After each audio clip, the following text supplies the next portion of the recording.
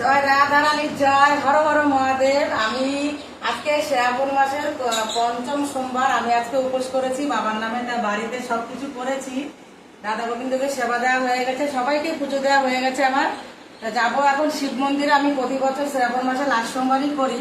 তো এইবার মানে পঞ্চম সোমবার পড়ে গেছে, তা এইবার যাচ্ছি জল দিতে, বাবাকে পুজো দিতে যাচ্ছি। আর দেখো একটা নতুন জিনিস আমি কোনোদিন আজ পর্যন্ত চোখে দেখিনি, জানো তো। আমার এই মানে প্রথম চোখে দেখা। আমি এতদিন উপোস করেছি বা বেল কিনেছি, বেল পাতা কিনে পুজো দিয়েছি, কিন্তু এটা হলো আমার বাড়ির গাছের। তো গাছটা মানে একটু জানলা দিয়ে, গাছটা আমাদের বেল গাছ দেখিয়ে দিয়ে জানলা দিয়ে জুম করে দেখা। তো এই দেখো সকালবেলা বেল পেরেছি, তখন কিন্তু খেয়াল করিনি যে বেলের সাথে বেল পাতাটাও দেখো একই ডালে আছে, কত সুন্দর। এখন খেয়াল করলো, তাই তোমাদেরকে দেখালাম। আমার সত্যি আমার ভাগ্যটা খুবই ভালো যে বাবাকে বেলের সাথে একসাথে বেলপাতা মানে বেলপাতার সাথে একই সাথে বাবাকে আমি দিতে পারবো। এটাই আমি মন্দিরে নিয়ে যাবো আজকে। আমার খুব খুব ভালো লাগলো দেখে। তোমরা যেরকম পাশে ছিলে, পাশে থেকো।